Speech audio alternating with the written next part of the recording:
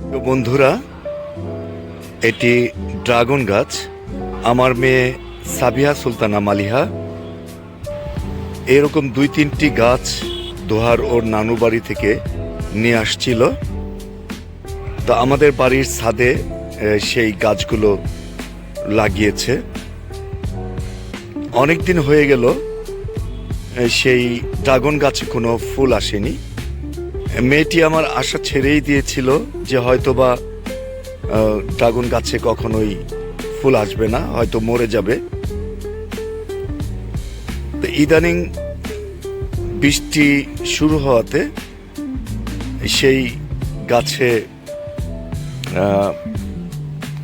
পরিমাণ মতো সে পানি পাচ্ছে, পুষ্টি পাচ্ছে, যার কারণে গাছটা মোটামুটিভাবে বেড়ে গিয়ে এখন সেই ড্রাগন গাছে ফুল এসেছে। আপনারা দেখতে পাচ্ছেন ড্রাগন গাছে ফুল আসাতে আমার মেয়ে অত্যন্ত খুশি।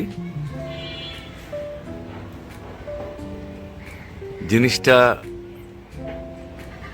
আমি খেয়াল করিনি। মেয়ে খুব আনন্দিত হয়ে আমাকে যে বলল, আব্বু আব্বু ড্রাগন গাছে ফুল এসেছে। ওর কাছে খুবই ভালো লেগেছে, ও খুবই আনন্দ পেয়েছে। কষ্ট করে দোহার থেকে নিয়ে এসে আমাদের বাসার ছাদে টপে রোপণ করেছিল। এই ফুল থেকে ড্রাগন ফল হবে। গাছটিতে তেমন একটা যত্ন করা হয়নি, তারপরেও ফুল এসেছে। আর যে 2-3টা গাছ নিয়ে আসছিল ওগুলোতে ফুল আসেনি। খুব ভালো লাগছে যে আপনাদেরকে এই ড্রাগন গাছ এবং ড্রাগনে যে ফুল আসছে সেটা দেখাতে পেরেছি।